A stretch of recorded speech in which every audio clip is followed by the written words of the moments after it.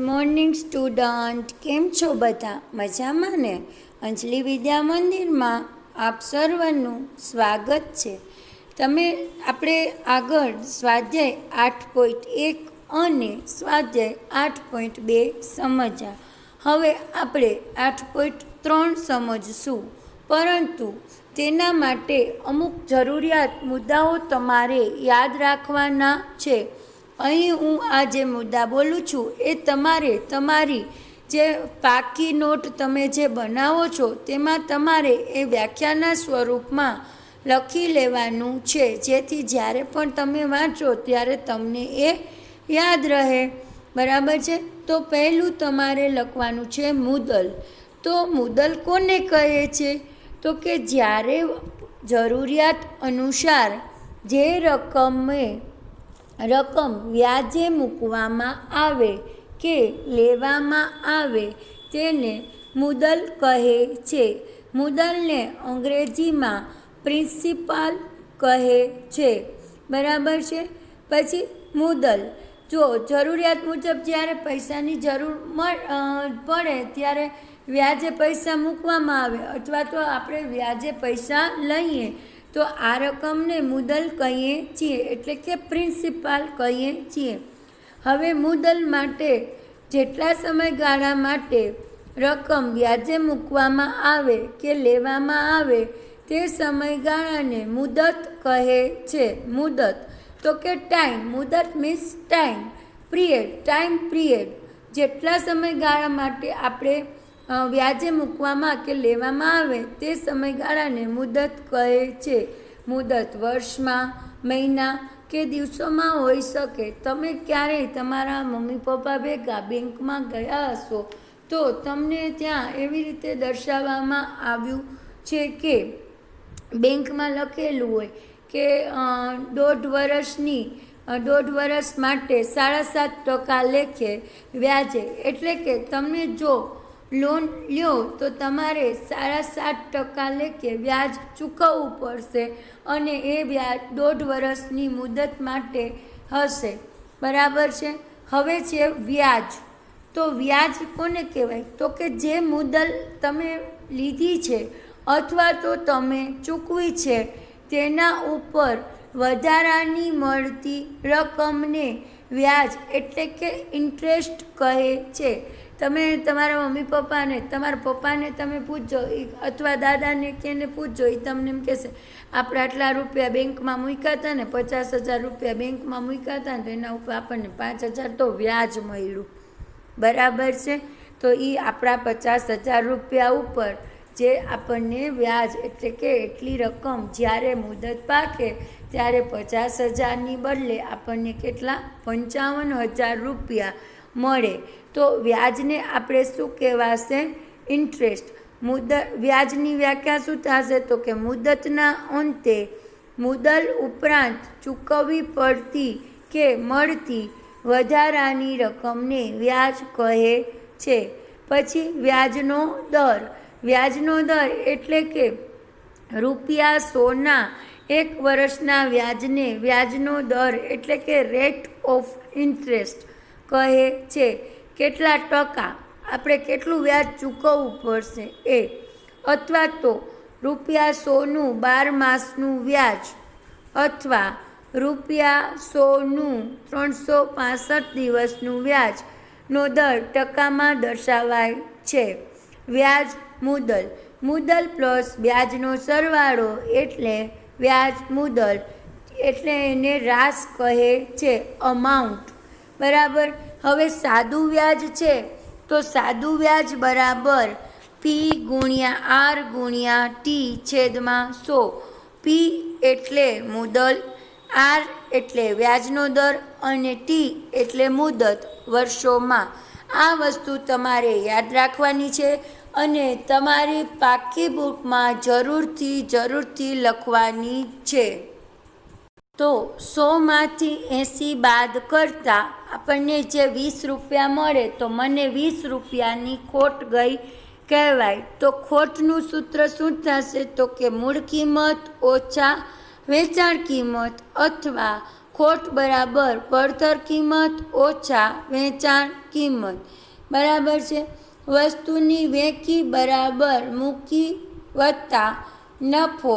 વેકી મેળવવું હોય તો વેચાણ કિંમત મેળવવી હોય તો મૂળ કિંમત વત્તા નફો એટલે વેચાણ કિંમત મળે, અથવા તો વેચાણ કિંમત બરાબર મૂળ કિંમત ઓછા ખોટ એટલે કે વેચાણ જ્યારે ખોટ થઈ હોય તો એ બાદ થાય. બરાબર છે. હવે આપણે આગળ સમજીએ કે વસ્તુની મૂળ કિંમત બરાબર વેચાણ કિંમત ઓછા નફો.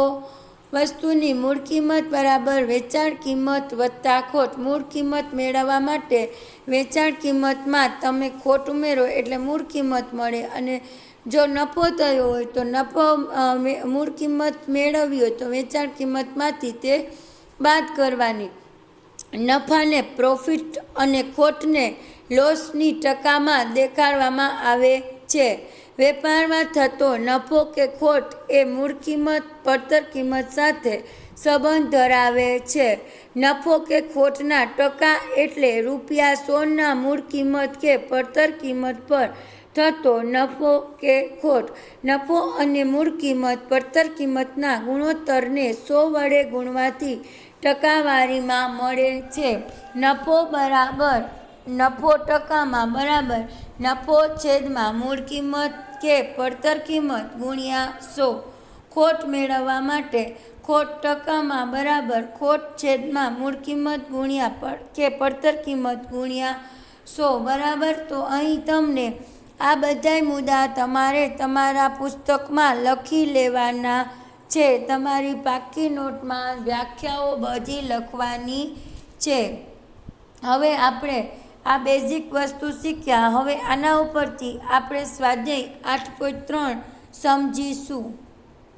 આ ઉપરાંત આ સ્વાધ્યાયમાં તમારે બીજી જે વસ્તુઓ યાદ રાખવાની છે, જેમ કે જે જરૂરી બેઝિક છે, તો એ છે પહેલું મૂળ કિંમત.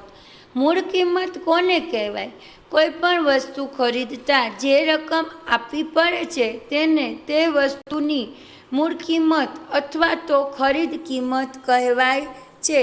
તેને આપણે ટૂંકમાં પોઈન્ટ કી એટલે કે કી એમ લખાય છે.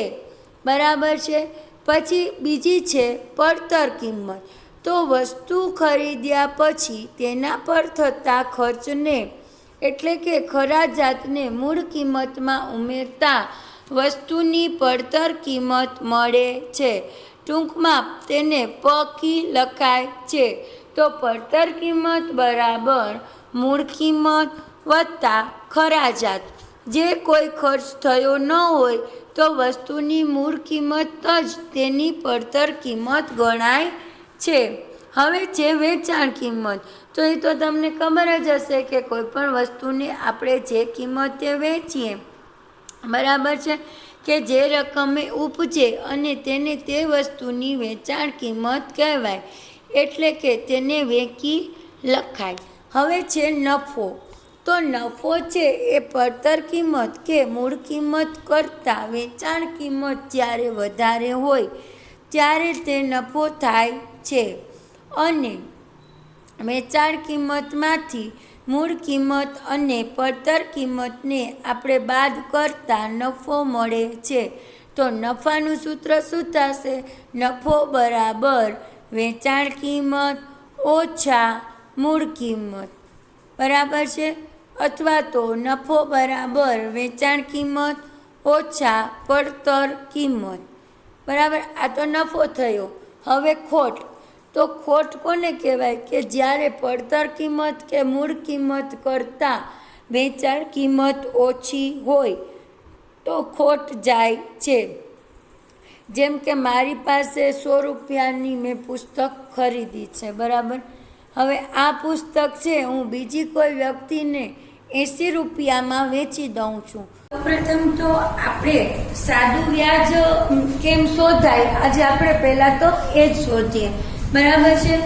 એક રકમ છે કે કોઈ એક રકમનું 5% લેખે 3 વર્ષનું વ્યાજ આપણે શોધો. હું તમને એમ કહું કે અહીં એક દાખલો આપેલો છે પાના નંબર 170 ઉપર. એમાં લખ્યું છે કે 5% લેખે વાર્ષિક વ્યાજનો દરે ₹10,000 જમા કરાવેલ છે, તો 1 વર્ષના અંતે મળવાપાત્ર વ્યાજ શોધો. તો આપણે અહીંયા કરવાનું છે કે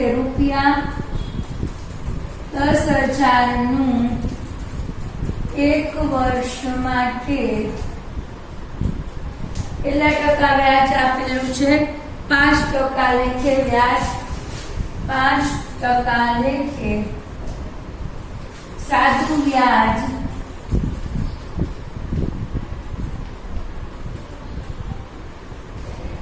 શોધો. બરાબર છે.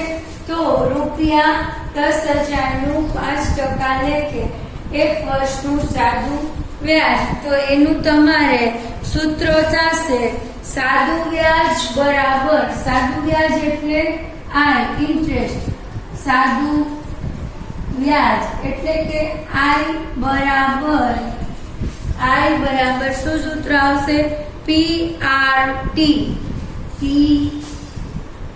ગુણ્યા R ગુણ્યા T છેદમાં 100. બરાબર છે. તો P એટલે કેટલા થશે? P એટલે 10,000. તો 10,000 ગુણ્યા 5, રેટ એટલે ટકા, R અને T એટલે કે ટાઈમ, 1 વર્ષ. તો અહીં 1 છેદમાં 100 કેટલું થયું? 500. તો 10,000 નું 1 વર્ષ માટે 5% લેખે વ્યાજ કેટલું થશે? ₹500 થશે. બરાબર. હવે તમને આવો કોઈ બીજો દાખલો આપવામાં આવે તો તમને એ આવડી જાય ને. હવે તમને ક્યારે એવી રીતના કીધેલું હોય કે વ્યાજ આપી દીધેલું છે, આ ઇન્ટરેસ્ટ, બરાબર છે, એના ઉપરથી તમારે PRT માંથી કોઈ પણ એક વસ્તુ શોધવાની આવે તો આપણે એ રીતનો એક દાખલો સમજીએ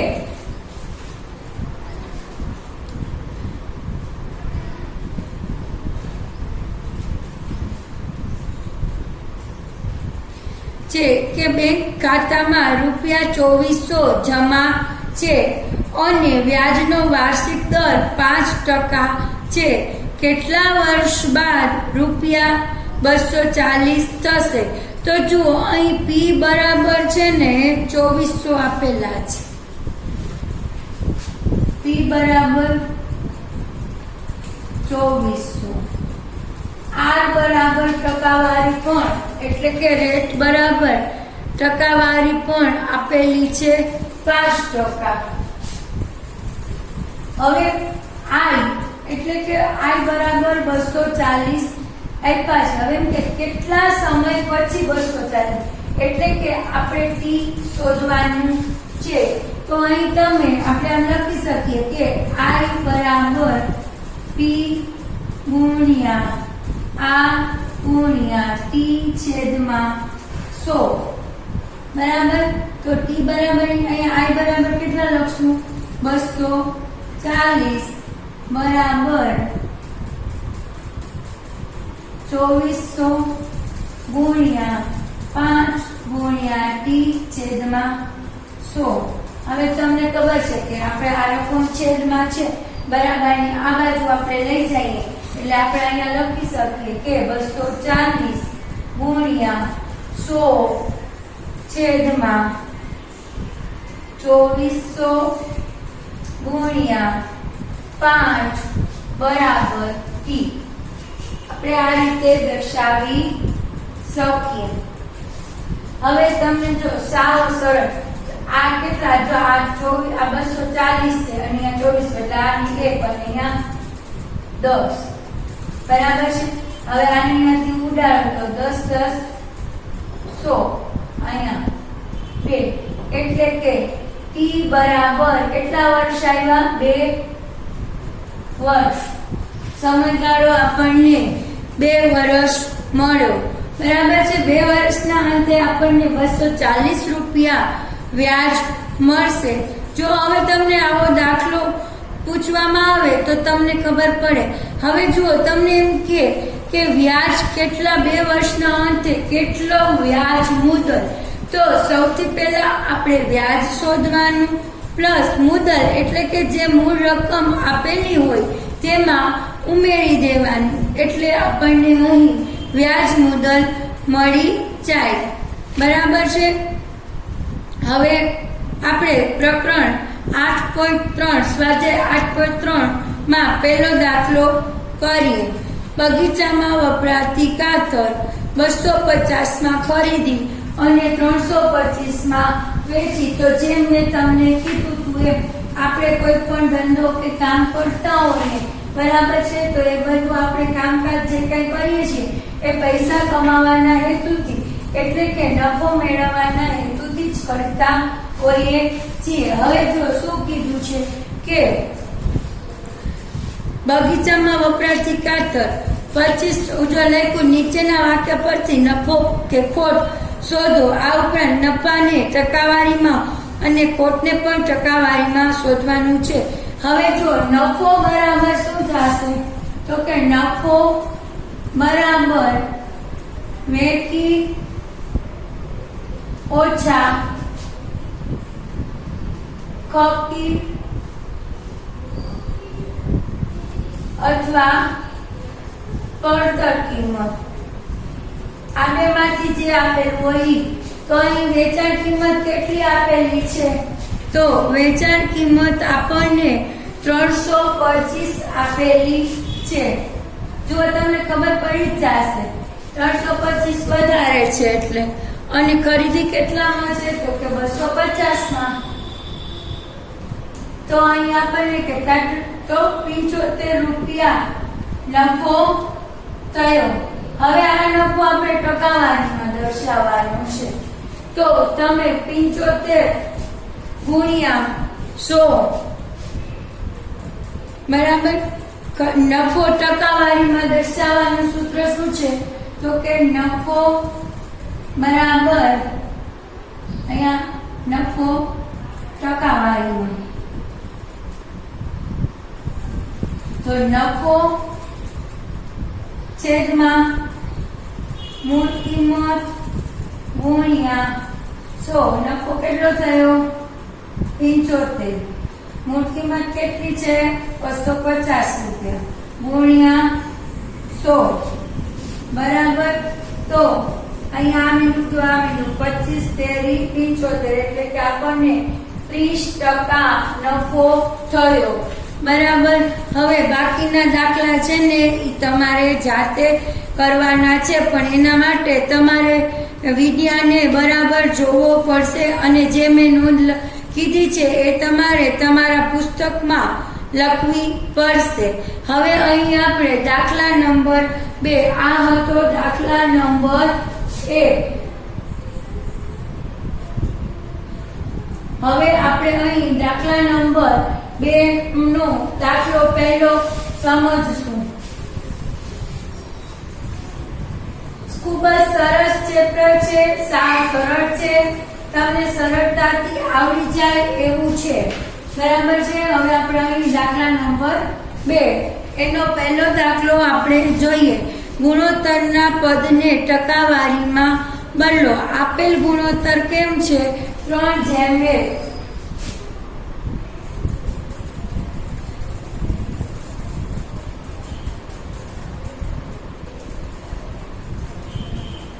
3:1 આપેલો છે. બરાબર છે.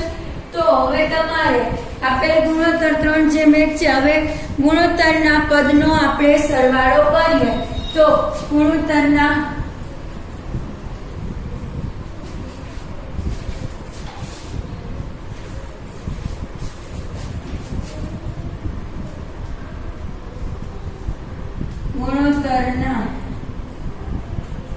પદનો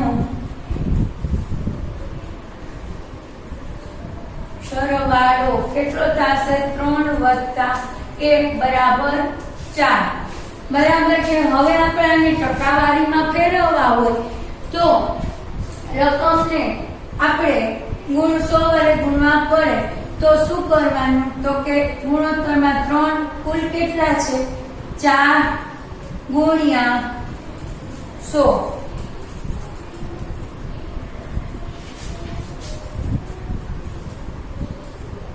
અને 1/4 ગુણ્યા 100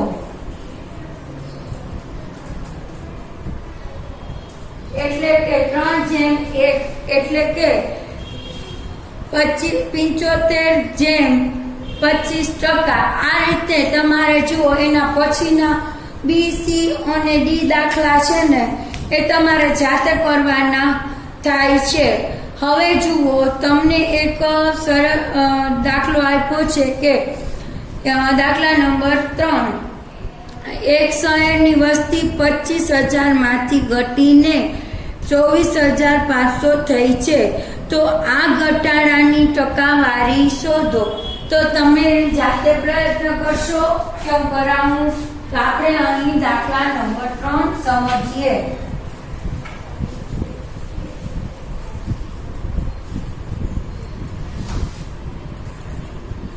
દાખલા નંબર 3 બરાબર છે. તો દાખલા નંબર 3 શું છે?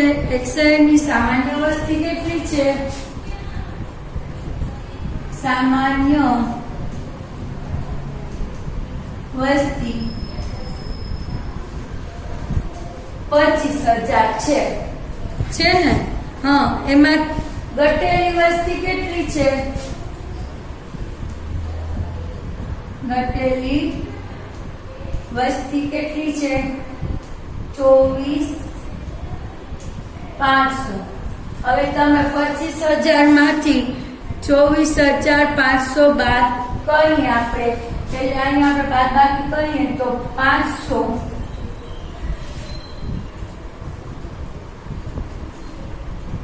વસ્તીનો ઘટાડો. હવે આમાં તમારે બરાબર છે વસ્તીમાં ઘટાડો. જો હવે આપણે ઘટાડો ટકામાં ગણવાનું છે તો એનું આપણે લખશું વસ્તીનો ઘટાડો ટકામાં. તો બરાબર કેટલી? પહેલા ઘટાડો છેદમાં સામાન્ય વસ્તી, સામાન્ય વસ્તી ગુણ્યા 100 કેટલો છે? તો કે 500 છેદમાં 25,000 ગુણ્યા 100. હવે જો અહીંયા બિંદુ આ બિંદુ આને ઉડાડો એટલે 2%. બરાબર છે? 2%નો ઘટાડો થયો. હવે જુઓ એના પછીનો દાખલો છે ને એ તમારે જાતે કરવાનો છે. દાખલા નંબર 4 બરાબર છે? એ આ જ રીતનો છે. ત્રીજો દાખલો કર્યો એવો જ છે. હવે તમારે દાખલા નંબર 5 આપણે સમજીએ.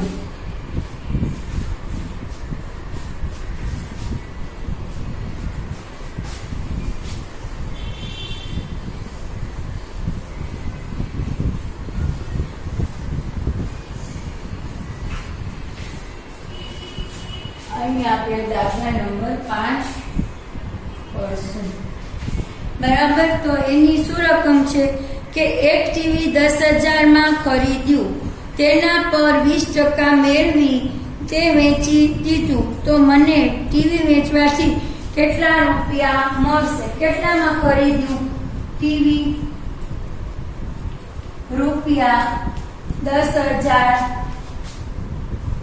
ખરીદી કેટલા ટકામાં વેચ્યું? તો કે 10% નફો મળે તે રીતે. તો 10,000 ના આપણે 10% કરીએ તો 10,000 ગુણ્યા 10/100 એટલે કે 1,000 રૂપિયા નફો મળે. એટલે એની વેચાણ કિંમત સોરી 10% નફો નથી પરંતુ 20% છે. તો અહીં આપણે 20% નફો લઈએ તો 2000 રૂપિયા આપણને મળે. તો 10,000 વત્તા 2000 નફો બરાબર 12,000 રૂપિયામાં ટીવી વેચવું હશે. બરાબર. ચાલો હવે છે કે જોઈએ એક વોશિંગ મશીન 13,500 વેચ્યું, તેને ₹20ની ખોટ ગઈ. તો જોઈએ વોશિંગ મશીન કેટલામાં ખરીદ્યું હશે. બરાબર છે. તો સૌપ્રથમ આપણે વોશિંગ મશીનની ખરીદ કિંમત જાણતા નથી, તો એના માટે આપણે પહેલા છે તો અહીંયા આપણે ધારશું કે ધારો કે કોઈ એક સંખ્યા x, બરાબર છે, એમાં આપણે ધારો કે વોશિંગ મશીનની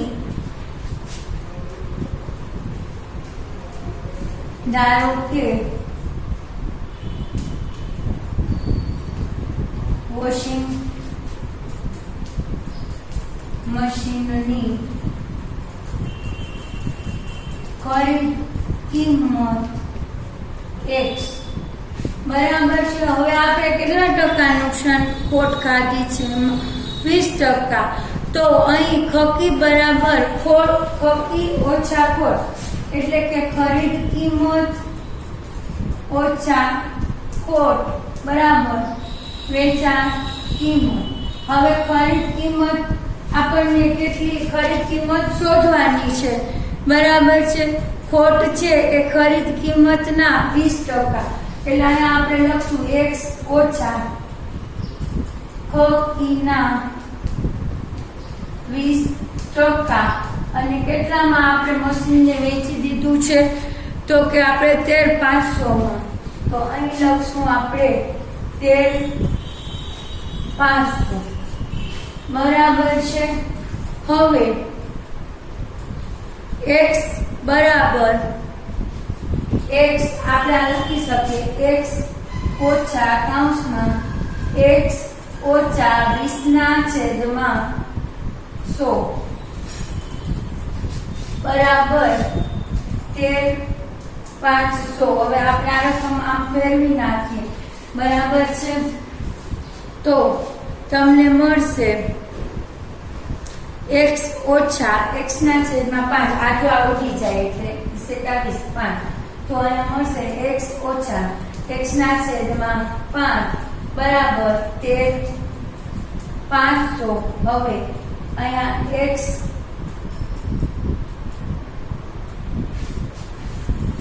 ગુણી નાખવાના એટલે 5x ઓછા 1 બરાબર. હવે જો અહીં છેદ નથી એટલે આપણે આને ગુણીએ તો અહીંયા થશે 5x ઓછા x બરાબર આને અહીંયા ગુણી નાખવાના 13,500 ગુણ્યા 5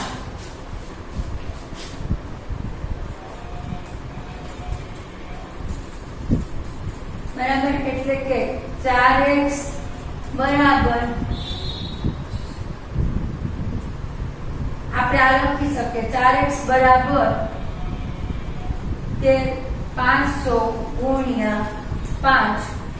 હવે x બરાબર 13,500 ગુણ્યા 5 છેદમાં 4 બરાબર. તો આપણે 13,500 ને 4 વડે ભાગી શકાય છે. અને ભાગીએ આપણે 13,500 ભાગ્યા 4, 4 તેરી 12 બરાબર. ઉપરથી ઉતારીએ અહીંયા 5, 4 તેરી 12.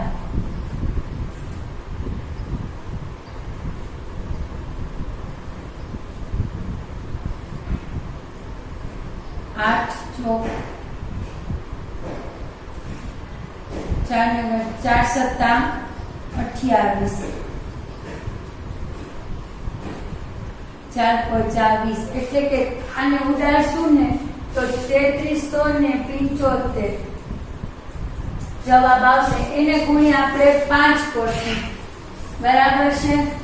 તો 3375 ગુણ્યા 5 તો 25 25 નો 5 વધી 2 7 50 35 ને 2 37 નો 7 વધી 3 5 તેરી 15 ને 3 18 નો 8 વધી 1 5 તેરી 15 ને 1 16 એટલે કે મૂળ કિંમત કેટલી થઈ? 16875 થઈ. 16875 વોશિંગ મશીનની મૂળ કિંમત થશે, બરાબર છે. હવે એવી રીતે દાખલા નંબર 7 માં છે કે ચોકમાં કેલ્શિયમ કાર્બન અને ઓક્સિજનનો ગુણોત્તર 10:3:12 છે, બરાબર. તો પહેલા એ ત્રણેયનો સરવાળો કરવાનો અને પછી ત્રણેયની ટકાવારી શોધવાની છે. આપણે આજે આટલું જ સમજશું. બાકીના દાખલા જુઓ. અહીં આપણે દાખલા નંબર 7 સમજીએ કે ચોકમાં કેલ્શિયમ કાર્બન અને ઓક્સિજનનો ગુણોત્તર 10:3:12 નો છે. તો એમાં આપણે ચોકમાં કાર્બનની ટકાવારી શોધવાની છે. પહેલા તો મિશ્રણ કેટલા જેમ છે? તો કે 10:3 કેટલા છે? 10:3:12. હવે આમાં કાર્બન કેટલું છે? તો કે 3%. પહેલા તો આ બધા કાર્બન છે, આ કાર્બનનો ભાગ છે. પહેલા આ ત્રણેયનો આપણે સરવાળો કરીએ તો 10 + 3 + 12 = 25. હવે કાર્બનની ટકાવારી બરાબર 3/25 ગુણ્યા 100 એટલે 25 ચોકું 100 એટલે કે 12, બરાબર છે. 12%. ચોકમાં કાર્બનની ટકાવારી કેટલી છે? 12%. હવે જો એમાં બીજું તમને આપેલું છે કે જો ચોકમાં કાર્બનનું વજન 3 ગ્રામ હોય તો ચોકનું વજન શોધો, બરાબર. તો ધારો કે ચોકનું વજન x ગ્રામ, અહીંયા આ ઇરેઝ કરું છું. ધારો કે આપણે લખવાનું, ધારો કે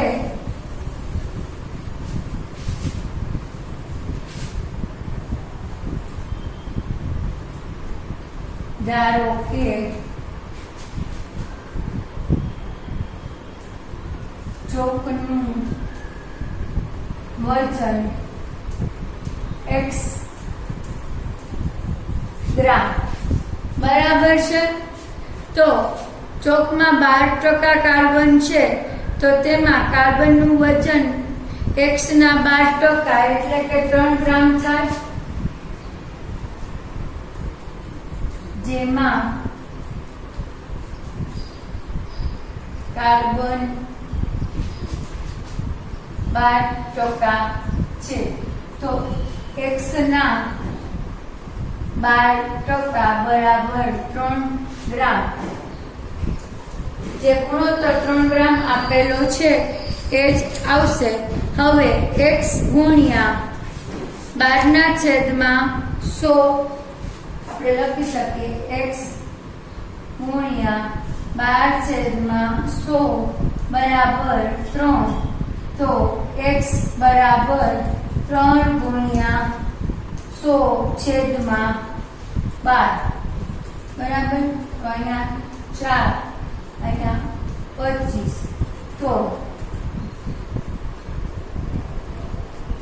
ચોકનું વજન 25 ગ્રામ, બરાબર છે. ચોકનું વજન 25 ગ્રામ થશે. હવે જુઓ દાખલા નંબર 8 માં કહેલું છે કે અમીના ₹275 એક પુસ્તક ખરીદે છે અને 15% નુકસાન વેચી અને પુસ્તક વેચે છે. તો તેણે કેટલા રૂપિયામાં વેચ્યું હશે? તો સૌપ્રથમ આપણે શું કરશું? પહેલા આપણે કેટલા ટકા ખોટ ગઈ છે એ આપણે જોઈએ. 8મો દાખલો. પુસ્તકની ખરીદ કિંમત કેટલી છે? 275. તો એ લખીએ પુસ્તકની ખકી બરાબર 275 બરાબર છે. પછી કેટલી ખોટ જાય છે? વેચતા ખોટ 15% ખોટ જાય છે. તો આપણે 275 ના 15% કહીએ. 275 ગુણ્યા 15/100 બરાબર. તો અહીંયા થશે 5 15 20 50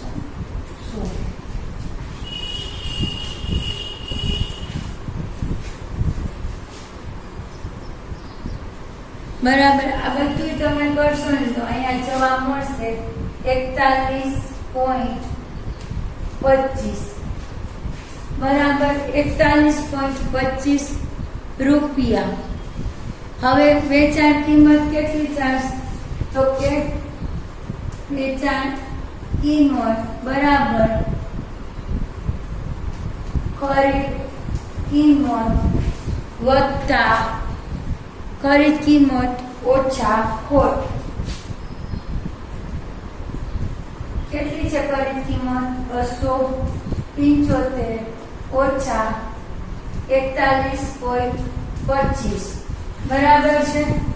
તો 41.25 કરો એટલે 233.75 જવાબ આવશે. 233.75 માં પુસ્તક વેચ્યું છે. હવે જુઓ દાખલા નંબર 9 માં વ્યાજ મુદ્દલ શોધવાનું છે. 3 વર્ષનું વ્યાજ મુદ્દલ શોધવાનું છે. તો એમાં પહેલો જે દાખલો છે એ હું તમને કરાવીશ અને પછીનો દાખલો તમારે જાતે પ્રયત્ન કરવાનો છે. બરાબર. અહીં આપણે લખીએ દાખલા નંબર 9. બરોબર છે. તો દાખલા નંબર 9 માં શું છે? પહેલામાં મુદ્દલ P બરાબર કેટલા છે? 1200. P બરાબર 1200. રેટ એટલે કે વ્યાજનો દર. આ આવશે મુદ્દલ.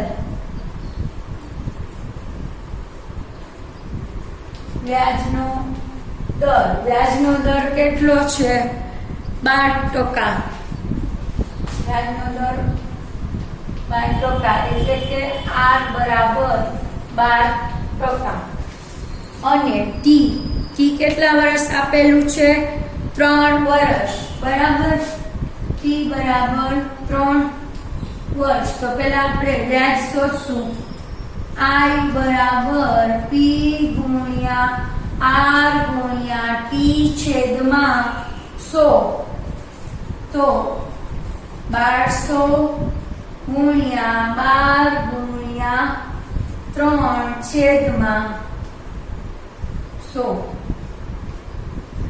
144 ગુણ્યા તમારે 3 કરો એટલે તમને 432 રૂપિયા વ્યાજ.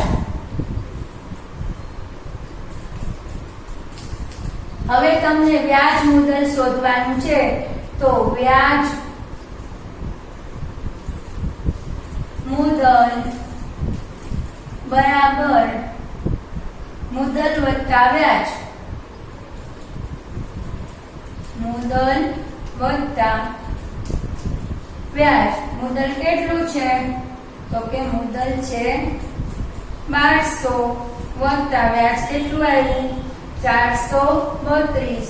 તો 1632 રૂપિયા અહીં તમને વ્યાજ મુદ્દલ મળ્યું.